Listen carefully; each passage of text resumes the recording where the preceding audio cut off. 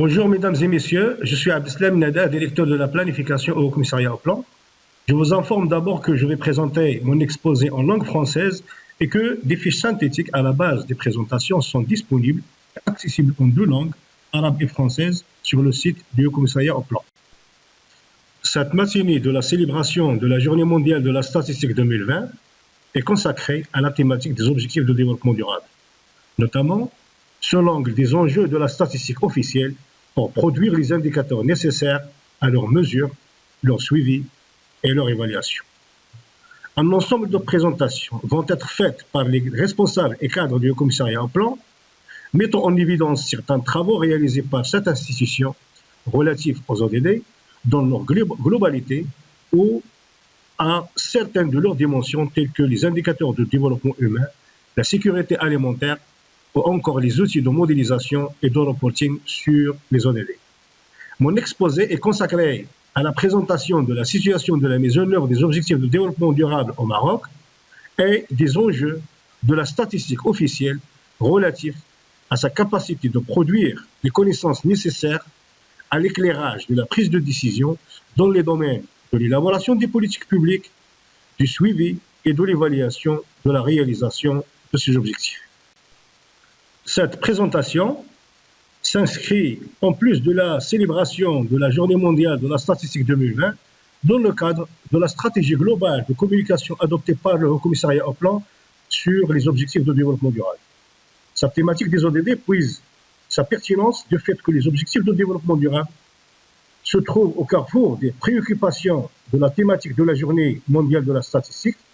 En effet, ces objectifs constituent l'un des cadres mondiaux et nationaux appropriés pour la connexion du monde et des parties prenantes. Elles sont impactées par la pandémie de la Covid-19. Elles offrent des opportunités de sortie de la crise de la pandémie de la Covid-19 et une feuille de route pour le renforcement de la résilience contre les différentes catastrophes futures.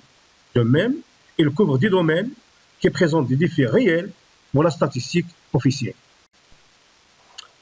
Comme je viens de le signaler, les objectifs de développement durable offrent un référentiel commun de dialogue et de débat et un langage universel de connexion entre les parties prenantes au niveau national et avec les pairs au niveau international. En effet, l'examen national volontaire conduit par le Maroc en 2020 et sa présentation au Forum politique de haut niveau pour le développement durable des Nations Unies en juillet dernier ont bien révélé ces vérités. Initié par une consultation nationale sur la mise en œuvre des ODD à laquelle ont participé l'ensemble des acteurs publics et privés, des représentants des universités, des organismes internationaux, des médias et de la société civile, cet examen a été poursuivi dans le cadre de la Commission nationale pour le développement durable et enrichi par une consultation avec la société civile organisée entre mars et avril 2020 en ligne en raison de la situation sanitaire, ce qui a permis effectivement une connexion entre tous les acteurs autour d'un échange fructueux sur les progrès enregistrés vers l'atteinte des ODD et les défis à relever, ainsi que sur les rôles et les contributions de chacune des parties prenantes dans l'atteinte de ces objectifs à l'horizon 2030. Ce processus a été couronné par le rapport national 2020 sur la mise en œuvre des ODD, élaboré par le Haut Commissariat au plan en collaboration avec l'ensemble des départements ministériels et présenté au Forum politique de haut niveau sur le développement durable dans son édition de 2020, ce qui a offert effectivement une autre occasion de se connecter avec les pairs à travers le partage de l'expérience nationale dans le domaine des ODD. Ce rapport sur les ODD, il trace un bilan de réalisation jusqu'à 2020, entre 2015 et 2020, en termes de progrès, de défis et des stratégies engagées, comme il a été enrichi par des scénarios d'évolution des ODD à l'horizon 2030 élaborés par le commissariat au plan. En plus, a été enrichi également, suite à la demande des Nations Unies, par la stratégie nationale de lutte contre la Covid-19 et en même temps avec des résultats des études et des enquêtes sur les effets de la Covid-19 sur la vie économique et sociale réalisées par le Haut Commissariat au plan. En plus, il contient également les résultats de la consultation nationale en ligne avec la société civile sur les ODD.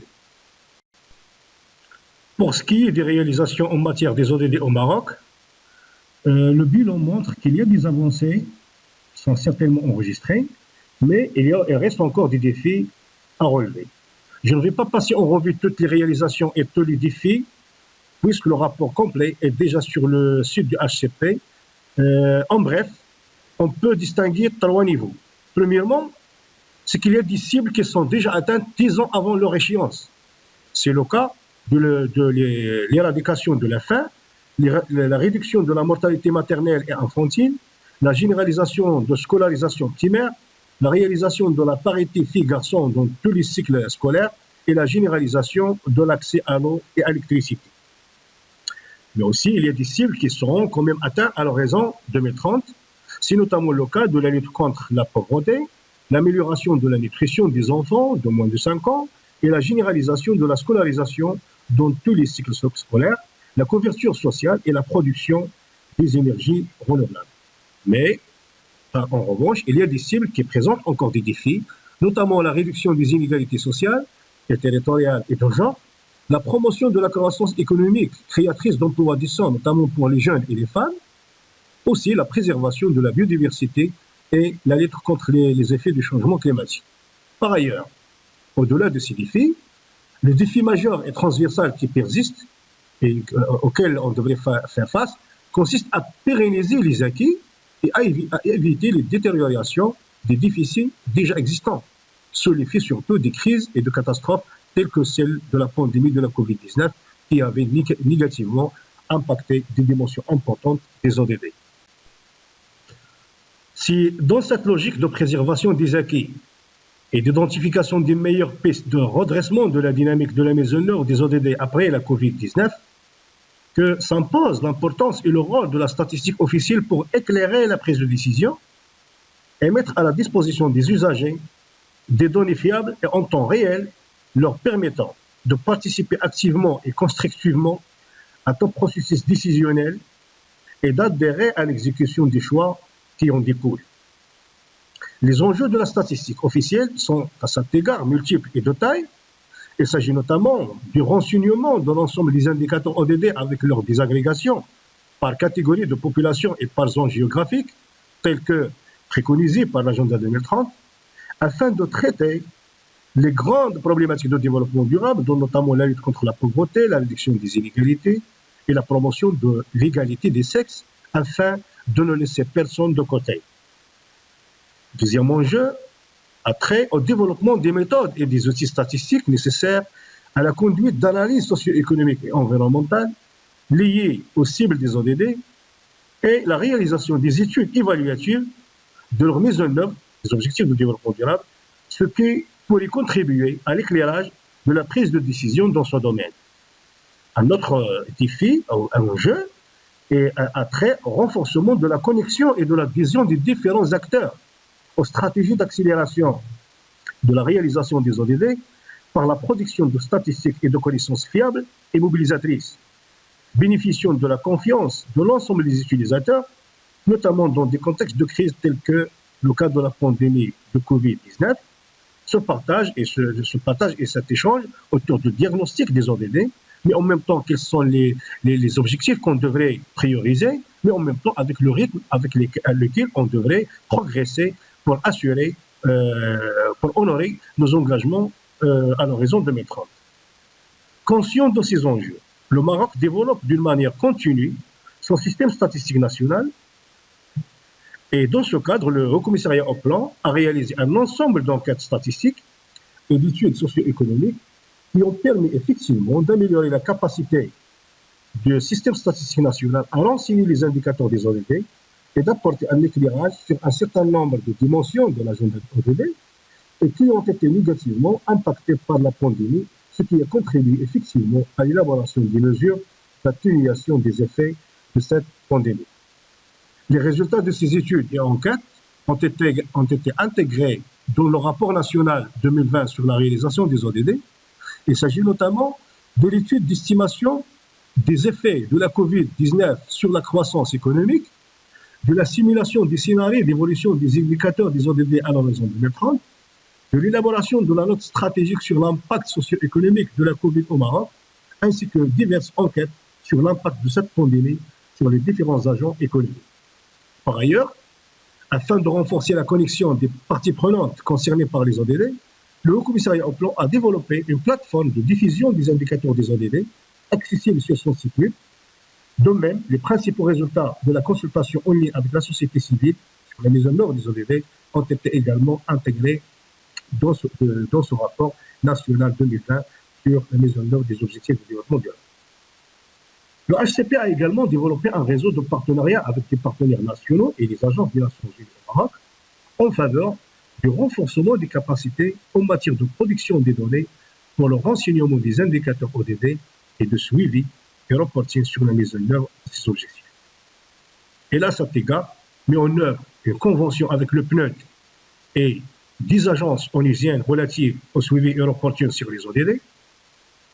Comme il a organisé des consultations régionales sur les ODD en collaboration avec les wilayas des régions, les conseils régionaux, avec l'appui du FNIAP, ce qui a permis de sensibiliser les acteurs régionaux et territoriaux sur l'importance des statistiques pour le suivi et l'évaluation des ODD au niveau infranational. Et aussi, il s'est engagé en partenariat avec l'ONU Femmes dans la mise en œuvre du programme mondial des statistiques sensibles au genre, dédié au renforcement de la capacité de production, de diffusion et d'utilisation des statistiques déjà agrégées par sexe pour le suivi des ODD, notamment l'objectif 5 relatif à l'autonomisation des femmes et des filles et à l'égalité des sexes. C'est grâce aux efforts de l'ensemble de producteurs des indicateurs statistiques et non statistiques relatifs aux ODD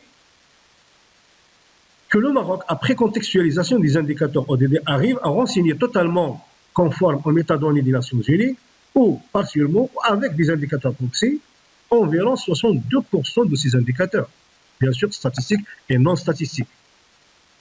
En tenant compte d'autres indicateurs qui pourraient être renseignés avec le dispositif actuel, la capacité potentielle du système statistique national devrait s'élever à plus de 69%.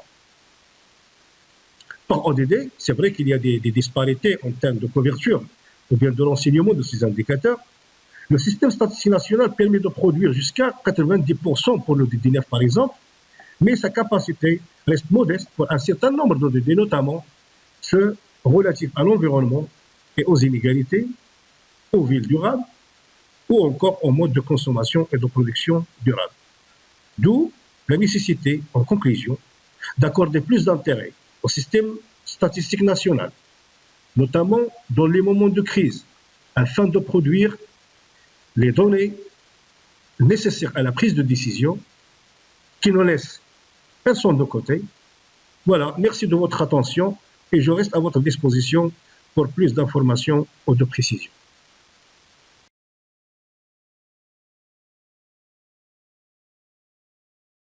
Bonjour tout le monde.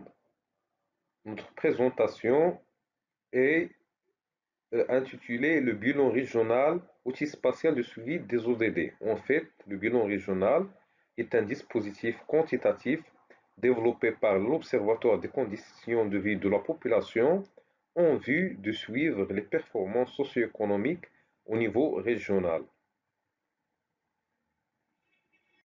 Commençons d'abord par le contexte et les objectifs du développement du bilan régional par l'Observatoire des conditions de vie de la population.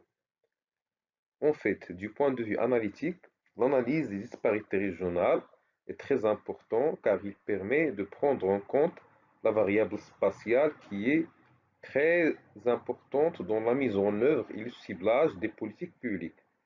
Ainsi, on sait tous que ni la nature des déficits socio-économiques ni la vitesse de leur réduction ne sont uniformes au niveau régional.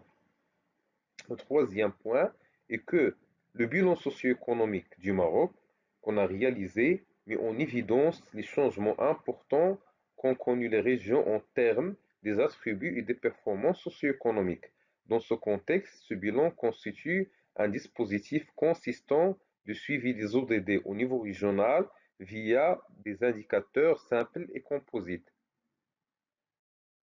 Dans ce contexte, et à partir des données disponibles, la dynamique du développement socio-économique régional a été appréhendée à l'aide d'indicateurs élémentaires et composites. En fait, le but est d'approcher à l'échelle régionale le niveau de développement humain, économique et social, dont mesurer sa dynamique, ainsi que la dynamique disparité et la convergence de ses performances, et dont révéler les déficits persistants.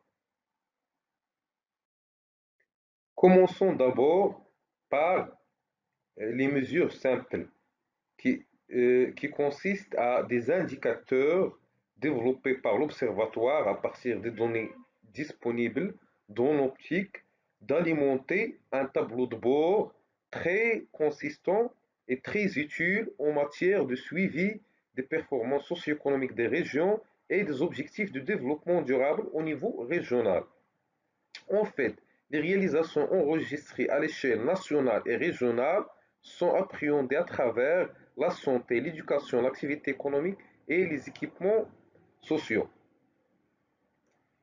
Également, dans ce contexte, la répartition régionale de ces réalisations est abordée dans un premier temps par 87 mesures simples couvrant 7 dimensions des objectifs de développement durable et presque 80 cibles au niveau régional. On parle des dimensions essentielles qui sont la démographie, l'alphabétisation, l'éducation et la formation, l'emploi, la nutrition et la santé, le cadre de vie et enfin la pauvreté, la vulnérabilité et les inégalités.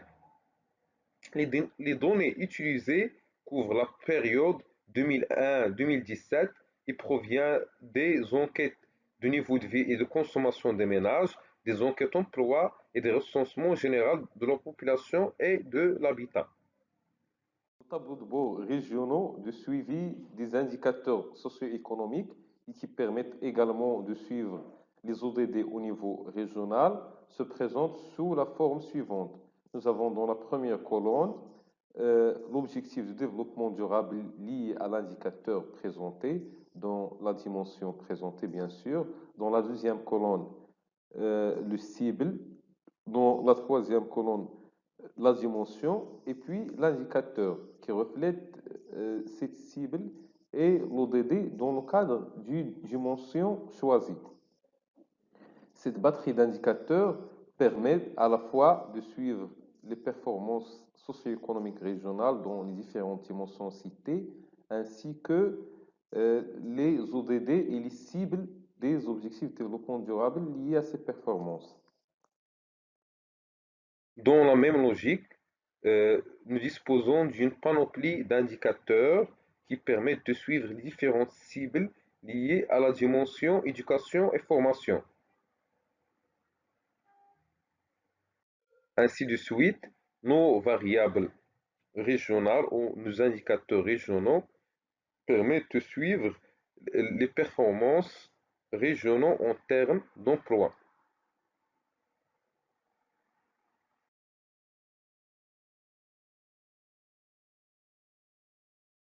La même chose pour la santé, le cadre de vie et la pauvreté et les inégalités.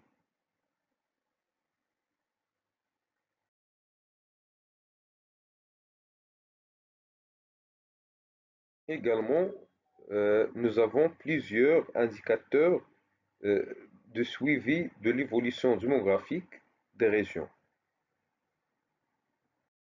Puis, à partir des indicateurs simples, l'équipe de l'Observatoire des conditions de vie de la population a développé des indicateurs synthétiques qui permettent de synthétiser les performances socio-économiques au niveau régional selon trois optiques. L'optique du développement humain, l'optique de l'exclusion sociale et l'optique des déficits sociaux au niveau régional. Commençons d'abord par l'indice de développement humain, conçu à partir des composantes de la méthode de calcul de l'ITH, qui sont ceux de la première approche adoptée par le PNUD. C'est le moyen arithmétique des composantes de l'éducation mesuré par le taux de scolarisation des 6-22 et le taux d'alphabétisation des adultes, l'espérance de vie pour mesurer la dimension de la santé et le PIB par habitant. Commençons par la première mesure composite du développement régional, qui est l'indice de l'exclusion humaine. Il s'agit d'un indice élaboré en collaboration avec la Commission économique pour l'Afrique des Nations Unies. Cet indice permet de diagnostiquer le développement socio-économique soit au niveau national ou au niveau local, en identifiant les déficits sociaux dans un but de mesurer l'impact des ressources publiques sur la population nécessiteuse. Il s'identifie à un indice multidimensionnel du bien-être centré sur l'investissement public dans les capacités et les aptitudes. Ainsi, son approche a préconisé une démarche de cycle de vie qui va de la petite enfance au troisième âge. Chaque partie du cycle de vie est appréhendée par un indicateur exprimant la profondeur de l'exclusion dans cette dimension. En fait, les dimensions retenues dans son calcul sont la mortalité infantile, la malnutrition des enfants, l'alphabétisme et le chômage des jeunes de 15 à 24 ans, ainsi que la pauvreté mesurée au seuil national et enfin l'espérance de vie à 60 ans qui reflète la dimension de la santé. Dans ce contexte, ce tableau met en évidence les différents éléments de l'approche cycle de vie. On a pour la population euh, moins de 28 jours, la dimension retenue, c'est la survie. L'indicateur utilisé pour refléter la performance par rapport à cette dimension, c'est la mortalité néonatale ou infantile. Euh, le, la deuxième population ciblée, c'est à partir de 28 jours à 5 ans. La population ciblée, donc c'est la petite enfance. La dimension, c'est la nutrition et la santé. L'indicateur retenu, c'est la prévalence de retard de croissance pour cette population. Ainsi de suite. La troisième population ciblée, c'est entre 6 et 14 ans. On cible surtout donc la période de formation. La dimension retenue pour cette population, c'est l'enseignement de base de qualité. L'indicateur retenu pour refléter la performance par rapport à cette dimension, c'est le taux d'alphabétisation des jeunes de 15 à 24 ans. Ainsi de suite, pour la population 15 ans et plus, qui est la population active sur le marché du travail, la dimension retenue, c'est l'accès à un emploi productif. L'indicateur qui reflète cette dimension dans notre indicateur de l'exclusion sociale, c'est le taux de chômage des jeunes de 15 à 24 ans. Puis pour la population de 25 et plus, la dimension, c'est mettre le ménage à l'abri de la pauvreté. L'indicateur retenu pour refléter cette dimension, c'est le taux de pauvreté au seuil national. Puis la dernière catégorie de population, c'est 60 ans et plus, pour lesquels on retient l'indicateur de l'espérance de vie à 60 ans. Pour calculer cet indice, on utilise cette équation selon un système de pondération particulier. La deuxième mesure retenue pour synthétiser la performance régionale en termes socio-économiques, c'est l'indice des déficits sociaux, qui constitue un indice permettant de refléter les déficits d'accès aux droits de base et aux infrastructures de base au niveau régional. En fait, cet indice permet de synthétiser 11 indicateurs illustrant 5 domaines, à savoir l'éducation et la formation, la santé, l'infrastructure sociale, l'emploi et les niveaux de vie, dont la pauvreté, vulnérabilité économique. L'indice du déficit ainsi structuré permet de mesurer pour chaque dimension socio-économique le gap à combler dans un domaine donné pour atteindre la généralisation de l'accès à un service ou l'éradication totale d'un flux social, ce qui est très évident dans la méthode retenue pour calculer les indicateurs primaires. Par exemple, dans la dimension éducation-formation, on a le taux net de scolarisation au secondaire.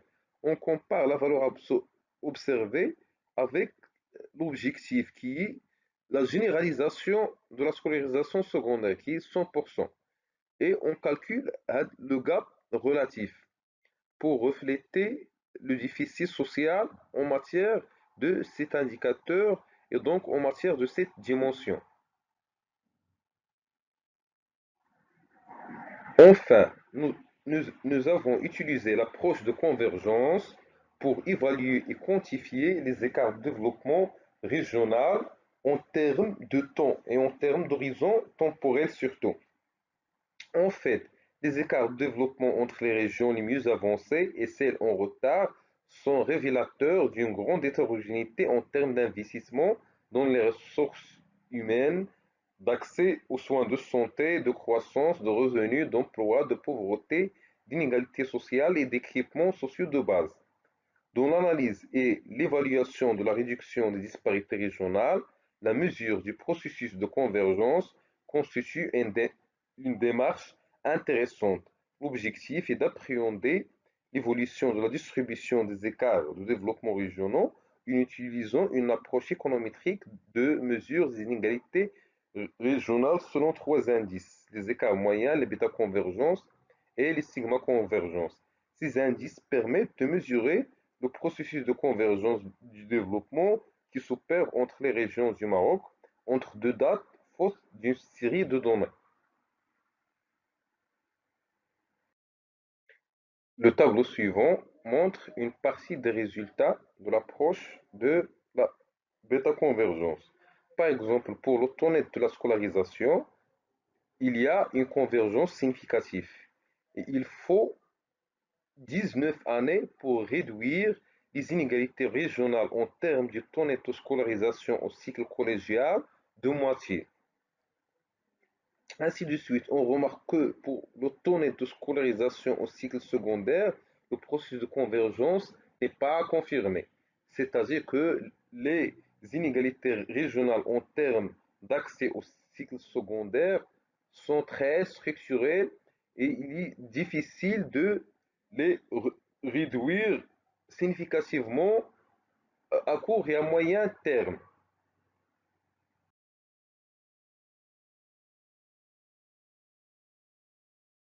En termes de perspectives à venir de développement de cet outil, nous voulons signaler que l'Observatoire des conditions de vie de la population est en train de développer des indicateurs régionaux de suivi des ODD plus sophistiqués qui prend en compte l'interlinkage entre différentes cibles pour calculer les interactions de réalisation entre différentes cibles et objectifs de développement durable au niveau régional. Ainsi, il est à noter que l'Observatoire des conditions de vie est en train de développer une plateforme intelligente de visualisation des données régionaux permettant de suivre les indicateurs de développement socio-économique au niveau régional par les différents partenaires et les différents intéressés par ces données. Ainsi, il faut dire que l'actualisation du bilan dépend de la mise à disposition des enquêtes emploi les plus récentes. Et merci pour votre attention. Bonjour à tous. Aujourd'hui, je vais vous présenter la synthèse de rapports sur les indicateurs de développement humain au Maroc réalisés dans le cadre des travaux de la direction de la planification relevant du ACP.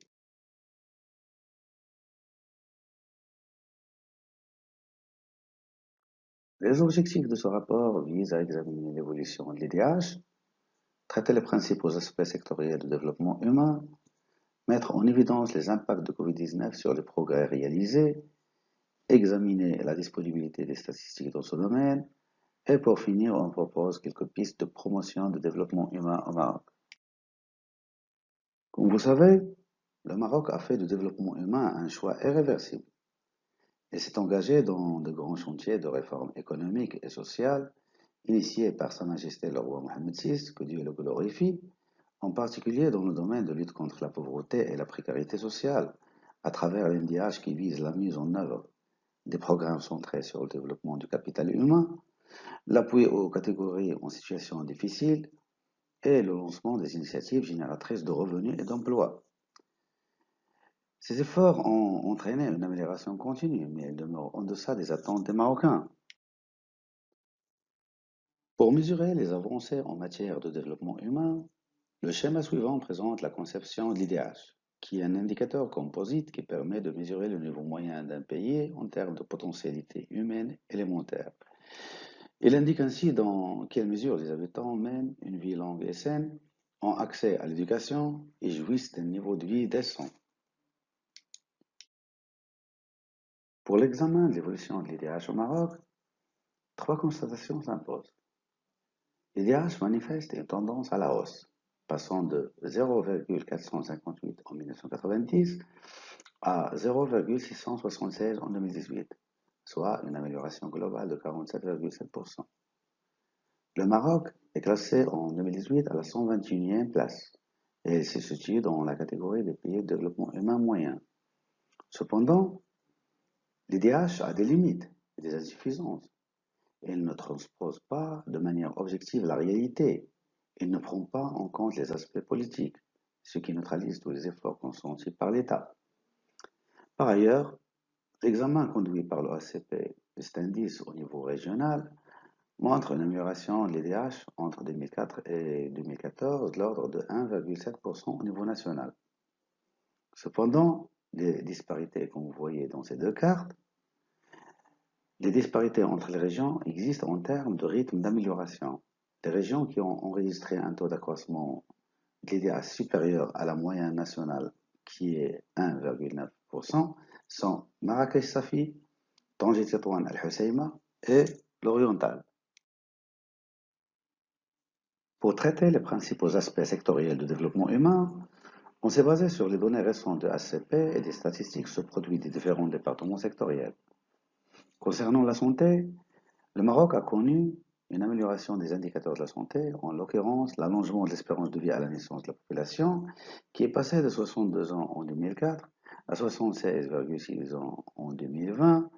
Cette amélioration concerne également les indicateurs de mortalité, la maîtrise des maladies transmissibles, l'amélioration de la prise en charge des maladies chroniques, l'élargissement d'accès aux soins de la santé et de la couverture médicale qui s'élève à presque 69% en 2020. En termes de déficit, des efforts demeurent nécessaires pour réduire les disparités territoriales et sociales. Étant donné qu'en milieu rural, la mortalité maternelle se situe encore à 111 décès pour 100 000 naissances vivantes. En plus, le risque de décès diminue avec le niveau de bien-être des ménages. Ainsi, les enfants de moins de 5 ans issus des ménages pauvres ont un risque de décès supérieur à ceux des ménages riches. Concernant l'éducation, le système éducatif a enregistré des avancées indéniables en termes de généralisation de l'enseignement à travers l'augmentation du nombre des enfants préscolarisés, avec un taux net de préscolarisation qui s'établit à 57,8% en 2019, et la généralisation de l'enseignement au niveau du primaire, qui a atteint 99,8% en 2019. La durée attendue de scolarisation est passée de 9,3 en 2004 à 13,96 en 2019. La durée moyenne de scolarisation est de 5,5 années en 2018. Le taux d'alphabétisme de la population âgée de 10 ans et plus a atteint 67,8% en 2014 au niveau national. Les principaux défis actuels à relever par le système éducatif marocain peuvent être organisés autour des problématiques suivantes. La généralisation de la scolarisation dans le préscolaire et le secondaire, la lutte contre la déperdition scolaire et la promotion de la qualité des acquis de l'enseignement, puisque les différentes évaluations internationales des performances des systèmes d'éducation, TIMSS, PIRLS et PISA, affirment que le niveau des acquis scolaires des élèves marocains est nettement inférieur à la moyenne internationale. Pour avoir une idée sur le niveau de vie au Maroc, le PIB par habitant au niveau national a connu une amélioration en passant de 17 689 dirhams en 2004 à plus de 31 000 dirhams en 2018, avec des disparités flagrantes au niveau régional. Par ailleurs, la pauvreté avec toutes ses formes a connu une baisse sensible tant au niveau national que par milieu de résidence. À savoir, La pauvreté monétaire s'est réduite à 2,9% en 2018 au niveau national et la pauvreté multidimensionnelle s'est située à 8,2% en 2014. Concernant le genre, le Maroc a investi depuis des décennies pour réduire les inégalités de genre. Les indicateurs de genre relatifs au développement humain indiquent que la représentativité féminine a atteint 20,5% dans la Chambre des représentants en 2016. Le taux de féminisation de la fonction publique a atteint 40% en 2019.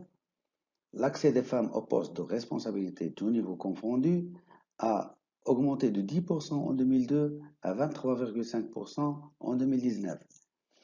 Le management des entreprises est faiblement féminisé. Il est de 8% dans les grandes entreprises contre 11,70% au niveau des PME et 13,8% au niveau des TPE. Cependant, les écarts de genre persistent encore, puisque le taux d'activité ne dépasse pas 21,5 pour les femmes en 2019 au niveau national. Les femmes sont plus touchées que les hommes par le chômage avec des taux respectifs de 13,5% et de 7,8% en 2019. Les plus fragiles sont les femmes rurales actives, dont près de 2 tiers travaillent sans la moindre contrepartie financière. Pour cerner les impacts de Covid-19 sur le développement humain, selon les résultats de l'enquête menée par le HCP sur l'impact socio-économique et psychologique de la Covid-19, on peut citer quelques impacts. L'accès aux services de soins pendant le confinement a été entravé pour près de 50% des personnes atteintes de maladies chroniques. Et sur le plan psychologique, l'anxiété est le principal impact psychologique du confinement pour 49% des ménages, suivi de la peur qui est ressentie par 41% des ménages marocains et du sentiment de claustrophobie exprimé par 30% des ménages. Par ailleurs, les enfants scolarisés de 18% des ménages enquêtés n'ont pas pu suivre les cours à distance essentiellement en milieu rural. L'enquête révèle également que 34% des ménages ont été dépourvus de sources de revenus suite à l'arrêt de leur activité. En termes de revenus, 51% des femmes actives occupées ont déclaré une baisse de leurs revenus, particulièrement dans les secteurs de l'industrie et des services. Pour l'examen de la situation des indicateurs de développement humain, qui sont indispensables pour le suivi et l'évaluation des progrès enregistrés et l'éclairage de la prise de décision, on peut dire que le système d'information sanitaire a connu des améliorations notables. Selon le rapport national volontaire des ODD au Maroc publié en 2020, 25 indicateurs sur 28 de l'ODD 3 sont renseignés soit totalement, partiellement ou approximativement. Dans le domaine de l'éducation, il est également constaté que seulement 7 indicateurs sur 12 de l'ODD 4 sont renseignés. Quant aux aspects économiques et des conditions de vie des populations, correspondant respectivement aux ODD 8 et 1, le système statistique national permet de renseigner 11 indicateurs parmi 16 pour l'ODD 8 et 7 parmi 13 pour l'ODD 1 à l'échelle nationale. Pour l'égalité de genre correspondant à l'ODD 5, le Maroc dispose de 12 indicateurs parmi 15. Il est indispensable de développer davantage la capacité du système statistique national à produire les indicateurs adoptés par l'agenda 2030. Ces indicateurs devraient être désagrégés par sexe au niveau national et territorial. Pour donner quelques pistes d'amélioration du développement humain, il est essentiel de savoir que l'atteinte d'un développement humain équilibré et harmonieux est sans doute tributaire aux capacités nationales à poursuivre des efforts afin d'asseoir les bases d'une économie forte et compétitive et de construire un modèle social plus inclusif. Élaborer une nouvelle vision globale et intégrée en rupture avec les approches en silo et diminuer les disparités territoriales de l'offre de soins de santé en termes d'infrastructures, d'équipements et de ressources humaines et renforcer le système de financement de la santé pour réduire la charge supportée par les ménages, ainsi que promouvoir la qualité de l'enseignement et lutter contre la déperdition scolaire et réduire les inégalités sociales, territoriales et de genre. Et enfin, renforcer l'autonomisation économique des femmes et promouvoir leur capacité à participer à tous les niveaux de prise de décision. Et je vous remercie pour votre attention.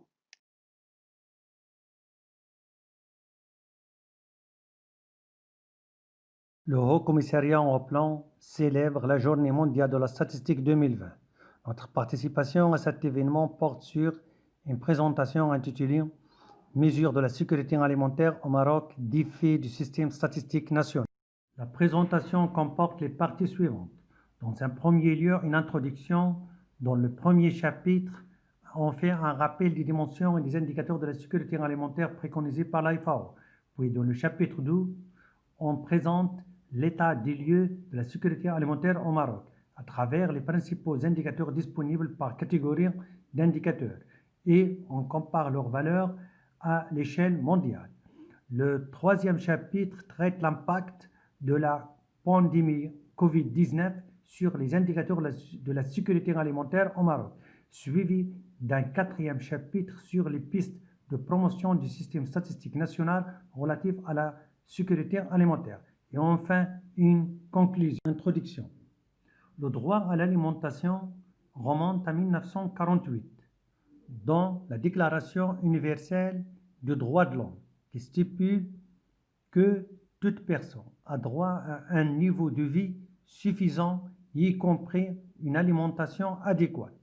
Pour la FAO, le droit à l'alimentation est assuré lorsque chacun de nous a un accès à tout instant physiquement et économiquement à une alimentation adéquate ou bien moyen de se la procurer sans aucun type de discrimination. Selon la FAO, pour assurer le droit à l'alimentation, il faut garantir la sécurité alimentaire pour tous. Il est important de rappeler que la sécurité alimentaire a constitué toujours un axe principal dans les différents programmes mondiaux. En l'occurrence, le programme des Nations Unies relatif aux objectifs de développement durable à l'horizon 2030 et l'agenda 2063 de l'Union africaine. Avant d'arriver à la sécurité alimentaire, les nations ont passé de l'autosuffisance alimentaire, qui est la capacité pour un pays de produire les besoins de sa population, puis la souveraineté alimentaire. Et on arrive à la sécurité alimentaire qui est un but, alors que la souveraineté alimentaire décrit les moyens d'y parvenir. En plus, la sécurité alimentaire a été analysée souvent sous l'angle de la disponibilité des produits alimentaires. Par la suite, on a passé à la sécurité alimentaire multidimensionnelle, en intégrant d'autres aspects comme ceux de la pauvreté multidimensionnelle. Avec les crises alimentaires, comme celle du 2008 et 2011, on est vers le retour vers la souveraineté alimentaire. On passe à la nutrition, qui est une dimension de la sécurité alimentaire et selon l'Organisation mondiale de la santé, l'OMS, la nutrition, c'est l'apport alimentaire qui répond aux besoins de l'organisme humain. Et alors, après avoir présenté la sécurité alimentaire et la nutrition, bien sûr, il y a des indicateurs statistiques spécifiques sont recommandés par des organismes pour évaluer le niveau de la sécurité alimentaire comme la FAO et l'IFPRI. Pour le Maroc, la disponibilité des indicateurs de la sécurité alimentaire a constitué l'une des priorités du système statistique national, surtout avec la mise en œuvre des ODD et l'engagement du Maroc dans l'agenda 2063 de l'Union africaine. Bien sûr, de nombreux défis à relever dans l'avenir liés aux statistiques de la sécurité alimentaire en termes de disponibilité de données et leur qualité. L'objectif de cette présentation, c'est d'évaluer la capacité du système statistique national pour évaluer le niveau de la sécurité alimentaire au Maroc. 3 points importants à décrire. C'est la disponibilité des statistiques et des indicateurs existants. Quelles sont les lacunes des statistiques et les statistiques manquantes? Et enfin, les pistes d'amélioration de la disponibilité des statistiques. Le premier point, les dimensions et les déterminants de la sécurité alimentaire. Quelles sont les dimensions et les déterminants de la sécurité alimentaire? La FAO évalue le niveau de la sécurité alimentaire en s'appuyant sur 4 dimensions que le Haut Commissariat des Nations Unies aux droits de l'homme a rapportées dans les outils relatifs aux droits à l'alimentation. Ces dimensions sont accompagnées d'une batterie de 28 indicateurs statistiques de mesure occupant une place centrale dans les ODD et portent sur les axes suivants. La première dimension, c'est la disponibilité des aliments. Et il est traité notamment dans les objectifs de développement durable 2, 6, 12, 13, 14 et 15. Il est mesuré par la production alimentaire, la disponibilité énergétique et protéique. La deuxième dimension, c'est l'accès aux aliments et traité notamment dans les ODD 1, 2, 8, 9 et 10. Il est évalué par la densité des réseaux de transport, PIB par habitant, la proportion de la population souffrant de la sous-alimentation et les proportions de l'insécurité alimentaire. La troisième dimension, c'est la nutrition et l'utilisation des aliments traités dans les ODD 2, 3, 4 et 6. Il est évalué par la proportion de la population ayant accès à l'eau potable et aux services d'assainissement. La proportion des enfants ayant moins de 5 ans qui souffrent de l'émaciation, de retard de croissance, de l'obésité, de l'insuffisance pondérale, de l'obésité chez les adultes et l'anémie chez les femmes en âge de procréation.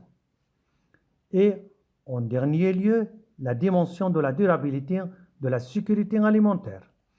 Et il est traité directement dans l'ODD 2, notamment la cible 2.4.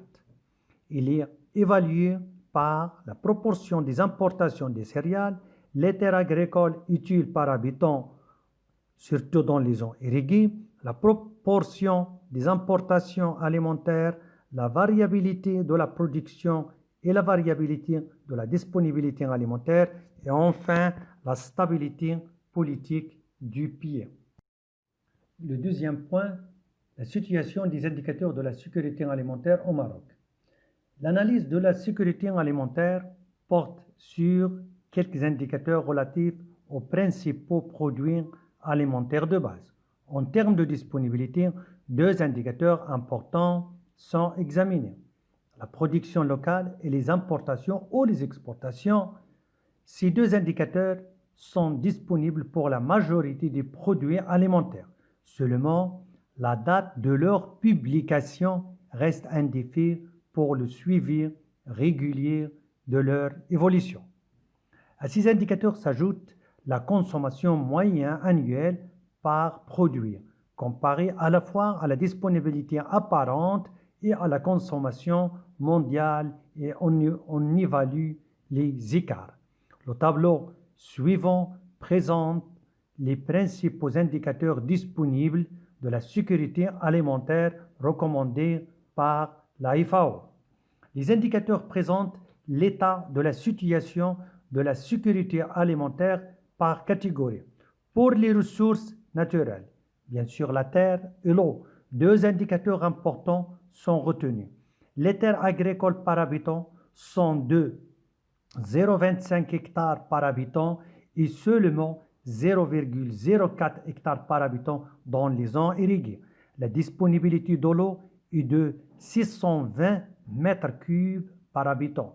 Par conséquent, le Maroc est parmi les pays qui souffrent de la rareté de l'eau. Deuxième catégorie d'indicateurs, ceux de l'infrastructure. Pour les routes et le désenclavement, La population vivant dans les lieux situés à moins d'1 kilomètre d'une route praticable est presque 80% en 2017. Pour l'eau potable, le taux de raccordement au réseau de l'eau potable est de 100% dans l'urbain et de 97% dans le monde rural. Pour l'assainissement, le taux de raccordement au réseau d'assainissement liquide est très faible dans le monde rural.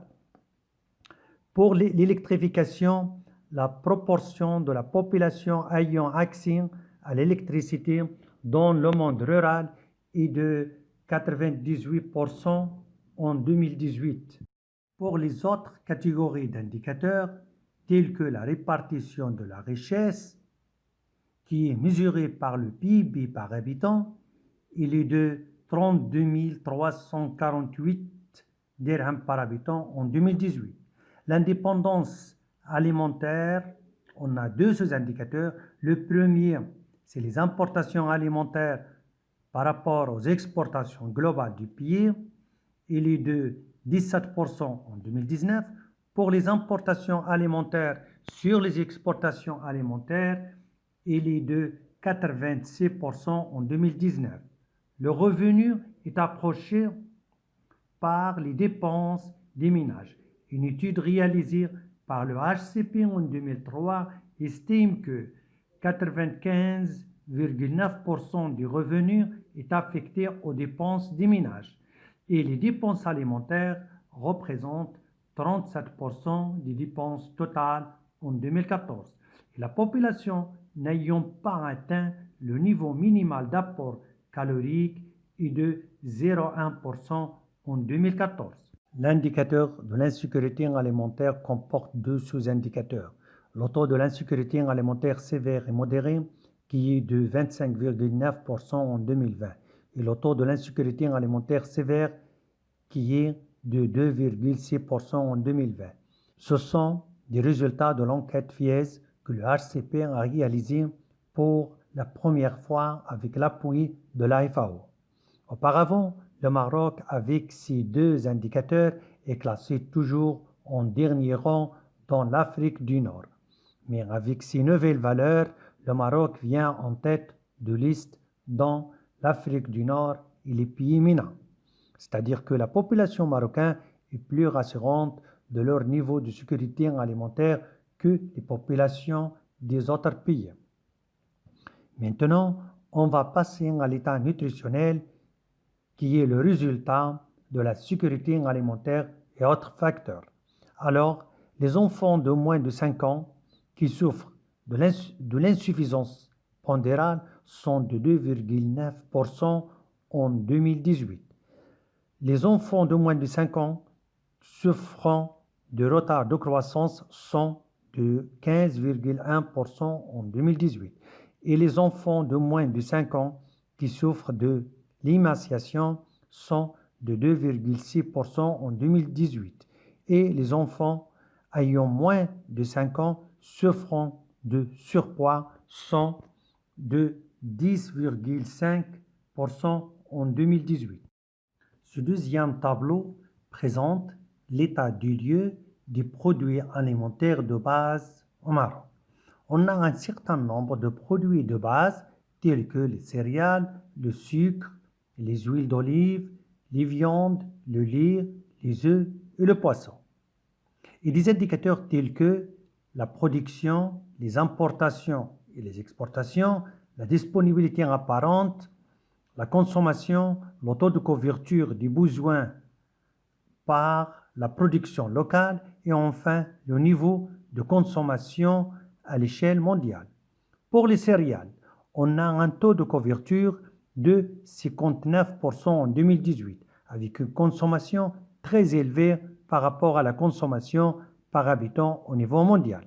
Pour le sucre, on dépend de l'extérieur avec 53% et une consommation par habitant presque le même niveau à l'échelle mondiale.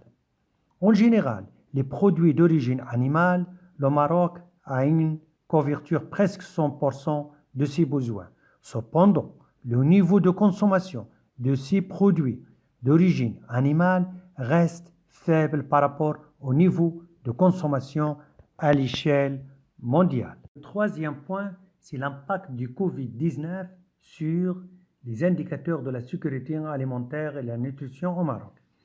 Les aspects de la sécurité alimentaire qui sont touchés par la pandémie Covid-19, combinés avec les effets de la sécheresse, sont la production, surtout au niveau des exploitations agricoles, la consommation au niveau des ménages et le revenu des ménages, bien sûr, qui dit revenus de l'emploi. Pour les revenus, ils sont liés étroitement à l'emploi. L'économie nationale a perdu 589 000 postes d'emploi en deuxième trimestre 2020 par rapport au même trimestre du 2019. L'agriculture reste le premier secteur touché par ces pertes d'emploi avec 477 000 postes, soit 81% des pertes totales d'emploi. Pour la production, avec la rareté de la main-d'œuvre, surtout dans les zones irriguées et dans les serres, l'augmentation des salaires, comme résultat, on a une réduction de la production. Donc, par conséquent, il y a une limite temporaire d'accès aux facteurs de production et aux ressources. Pour la consommation, l'accès des ménages à l'alimentation a été touché également. L'effet direct de perte d'emploi, réduction du revenu, restriction de la mobilité de la population. Donc, pour la disponibilité des produits alimentaires de base est moins impactée grâce à la garantie de l'approvisionnement continu des marchés en produits alimentaires. Cela est approuvé par les résultats de l'enquête relative au Covid-19 réalisée par le HCP durant le confinement, soit le premier passage ou le deuxième passage. Les principaux résultats de l'enquête disent que 93% des ménages ont déclaré la disponibilité des produits alimentaires de base au cours du confinement en quantité suffisante. En l'absence de statistiques précises, on estime que les indicateurs de la sécurité alimentaire qui sont touchés durant la pandémie concernent notamment les revenus du ménage, par conséquent la pauvreté, la proportion des enfants souffrant de la malnutrition et leurs conséquences, et l'augmentation des risques chez les personnes vulnérables. Deuxième point, les pistes de promotion des statistiques de la sécurité alimentaire au Maroc. L'analyse du système statistique national relatif à la sécurité alimentaire au Maroc a connu des avancées très importantes en termes de réalisation de nouvelles enquêtes, surtout durant la période de la pandémie. Les principales enquêtes réalisées sont FIES, COVID-1 et 2 sur le comportement des ménages vis-à-vis du confinement, la conjoncture des ménages, la conjoncture des entreprises et l'emploi. Ces trois dernières enquêtes, la conjoncture des ménages, la conjoncture des entreprises et l'emploi, qui sont permanentes et structurelles, sont réalisées en 2020 durant la période du confinement. Cette coïncidence a permis de produire des statistiques spécifiques touchant les aspects de la sécurité alimentaire. Cependant, le système statistique national a des défis majeurs relatifs à la sécurité alimentaire auxquels il doit répondre. Ces principaux défis sont la production de nouvelles statistiques spécifiques aux aspects de la sécurité alimentaire, le renforcement de la recherche scientifique, la coordination entre les différents producteurs et la centralisation des statistiques au niveau national, la production des indicateurs demandés par les différentes instances, la production d'un indicateur composite unique pour évaluer la sécurité alimentaire, établir le premier bilan alimentaire du Maroc qui n'a été jamais encore fait et la production de la première table de la composition des aliments qui est très important et a une priorité majeure dans l'analyse des enquêtes comme celle de la consommation et de la nutrition. Conclusion. En guise de conclusion, le Maroc a intégré le droit universel à l'alimentation dans son cadre institutionnel. Cet intérêt passe au-delà des frontières du pays à des pays amis et voisins.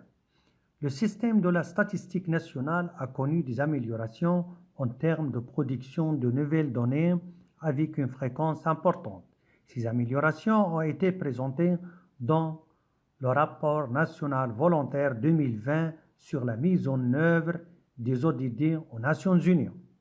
Merci pour votre attention et je reste à votre disposition pour toute éventuelle question. Merci une deuxième fois. Mesdames, Messieurs, bonjour. J'ai le plaisir de vous présenter la carte de pauvreté multidimensionnelle des enfants au Maroc et l'évolution de cette forme de pauvreté entre 2001 et 2014 en nous basant sur la construction d'une mesure propre aux enfants, utilisant la méthode des ensembles flous et s'inspirant de la méthode OFI, l'initiative d'Oxford pour la pauvreté et le développement humain. Donc avant de passer à l'aspect technique de la présentation, il serait pertinent de rappeler que la nécessité d'avoir développé une mesure propre aux enfants et que l'ensemble ou bien la majorité des travaux qui ont été développés visent ou bien prennent le ménage comme communauté d'observation. C'est-à-dire que l'on ne pourrait pas capter les principales ou bien les privations spécifiques à chaque groupe social, notamment les jeunes, les femmes, les personnes âgées ou bien dans notre cas, les enfants. C'est pour cela que nous avons construit une mesure propre aux enfants afin de pouvoir capter ou bien faire ressortir les différentes privations que rencontre l'enfant dans ces différents contextes géographiques, socio-économiques, etc., afin de pouvoir éclairer le décideur en matière de politique de lutte contre la pauvreté auprès des enfants. Pour ce faire, nous avons construit un indice de composite de privation moyennant la méthode des ensembles flous.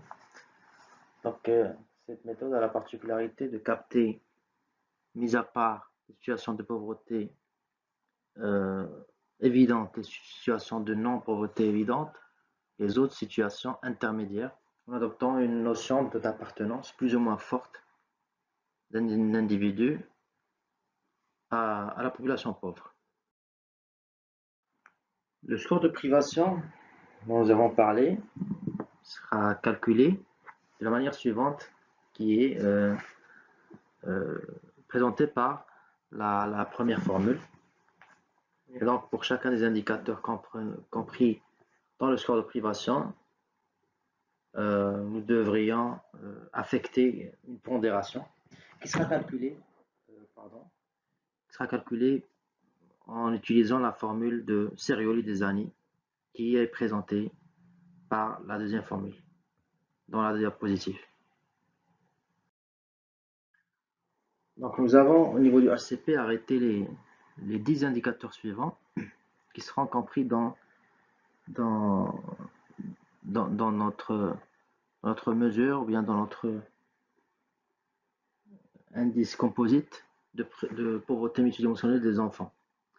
Donc il s'agit selon la classe d'âge 0, 4, 5, 6, 7, 14, 15, 17. Il s'agit d'un ensemble d'indicateurs Commençons par le nombre de personnes par pièce qui renvoie à la notion de promiscuité dans le domicile du ménage, le type d'habitat qui va concerner ces deux indicateurs vont concerner l'ensemble des classes d'âge, l'électricité aussi, l'évacuation des eaux usées, l'eau potable, la scolarisation va concerner les enfants de 5 à 17 ans, l'activité concernera les enfants de 7 à 14 ans, le mariage 15 à 17, l'insuffisance pondérale est tout petit, c'est-à-dire 0,4 ans, la télévision de 0 à 17 ans, c'est-à-dire toute la population des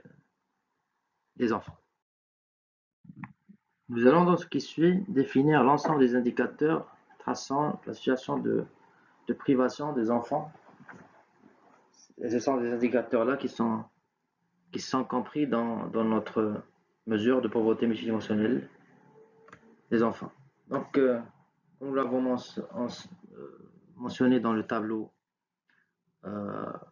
précédent, il s'agit premièrement de la notion de promiscuité, c'est-à-dire le nombre de personnes par pièce. L'indicateur, ou bien le score de privation y correspondant, est calculé de la façon suivante. C'est le nombre de personnes par pièce au niveau du domicile du ménage, moins le minimum de personnes par pièce au niveau des données dont nous disposons, rapporté à l'étendue de nombre de personnes par pièce au niveau du fichier, c'est-à-dire le maximum de personnes par pièce moins le minimum de personnes par pièce.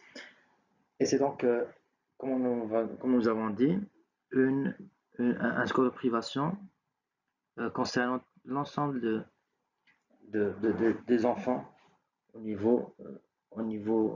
l'ensemble des enfants marocains, c'est-à-dire de 0 à 17 ans.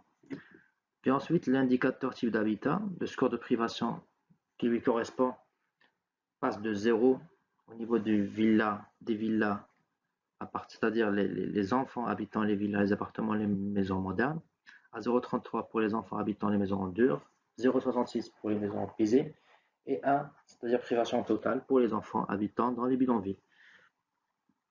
La disposition d'électricité concerne les enfants de 0 à 17 ans. Si le ménage où habite l'enfant dispose d'un compteur individuel, c'est-à-dire d'électricité et d'un compteur individuel, le score de privation est de 0. 0,33 pour les ménages disposant de compteurs collectifs. 0,66 disposant d'électricité mais pas de compteur. Et non pour les ménages ne disposant pas d'électricité carrément. Même logique pour l'eau potable, disposition d'eau potable. Selon la source d'eau, le score de privation va de 0 pour le réseau, pour les ménages disposant d'eau distribuée par le réseau de distribution d'eau potable, à 0,2 pour une source d'eau correspondant à la fontaine, 0,4 source d'eau collective aménagée, puis à 0,8, puis 0,6. Et autre source d'eau potable, c'est 1. Une privation totale.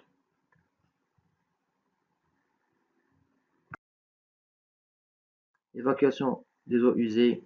Si le ménage évacue les eaux usées dans les égouts, le score de privation est de 0. Fosse septique 0,25. Fosse d'aisance latrine 0,5. Jeté dans la nature 0,75. Autre est de 1. Ce qui est de la scolarisation, la privation en scolarisation correspond à un score de 0 pour les enfants en scolarisation, 0,5 pour les non scolarisés, pour les déjà scolarisés, et de 1 pour les enfants jamais scolarisés. Activité 0, si l'enfant n'est pas en situation d'actif occupé, et de 1 s'il est actif occupé. Mariage, le score est de 0 si l'enfant est célibataire, et 1, privation totale si l'enfant n'est pas. La suffisance pondérale pour les tout petits et l'action moyenne de communication 0 à 17 ans. La lecture de ce tableau correspondant à l'évolution du score dimensionnel de privation pour l'ensemble des classes d'âge des enfants entre 2001, 2007 et 2014 fait ressortir que le score que les indicateurs sur la privation des enfants, pour toutes les dimensions de bien-être et pour toutes les classes d'âge, ne cessent de s'améliorer, avec des baisses spectaculaires de score de dimension au niveau de la scolarisation, qui est passé avec un niveau de privation passant de 47,9% 47,9 pour les 5-6 ans en 2001 à 27,7 pour les 5-6 ans en 2014, pour l'activité aussi et pour la scolarisation.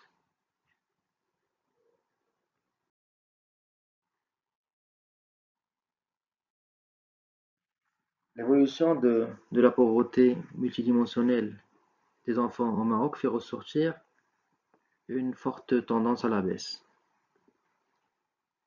Son incidence est passée de 29,5% au niveau national en 2001 à 18,9% en 2007 et à 2,8% en 2014.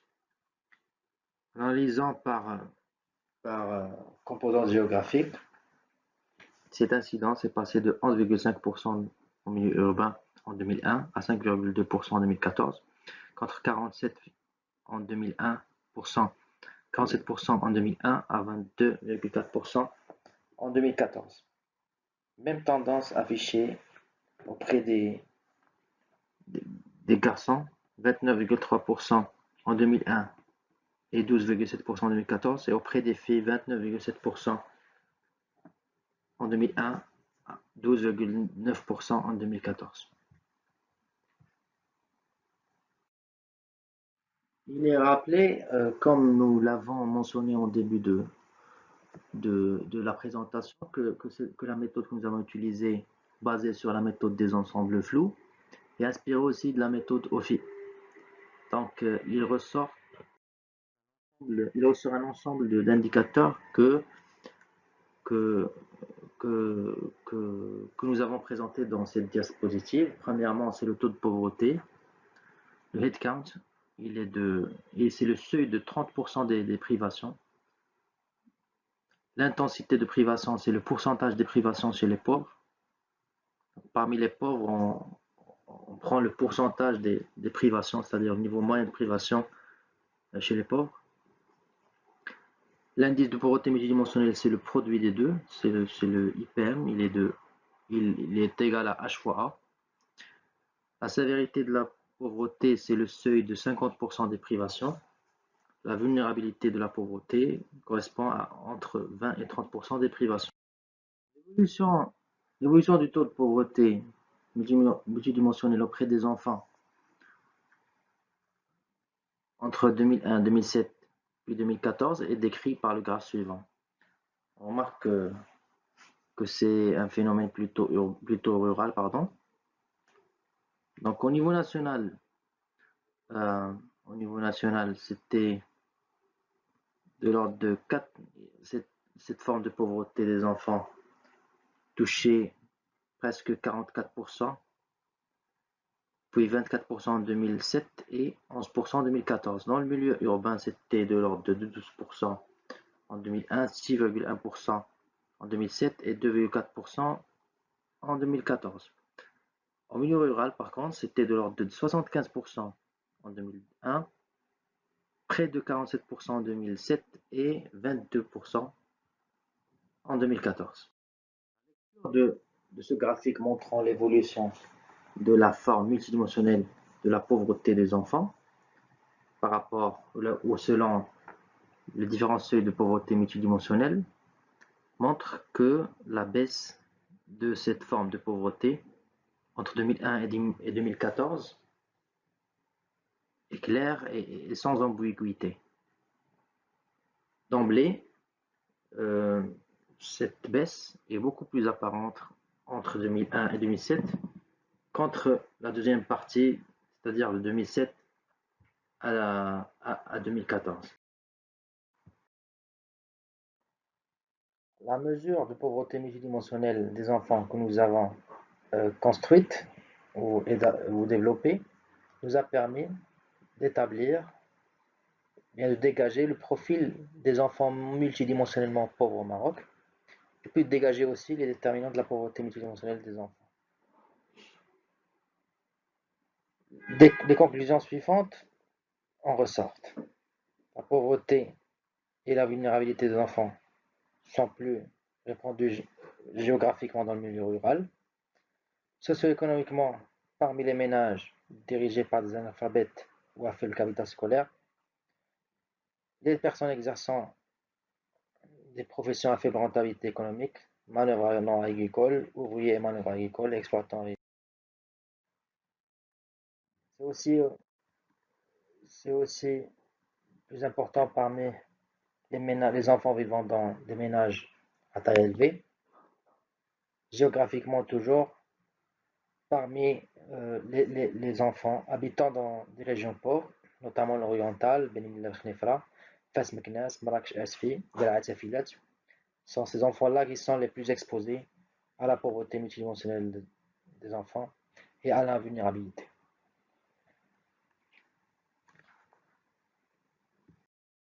Oui, merci pour votre attention.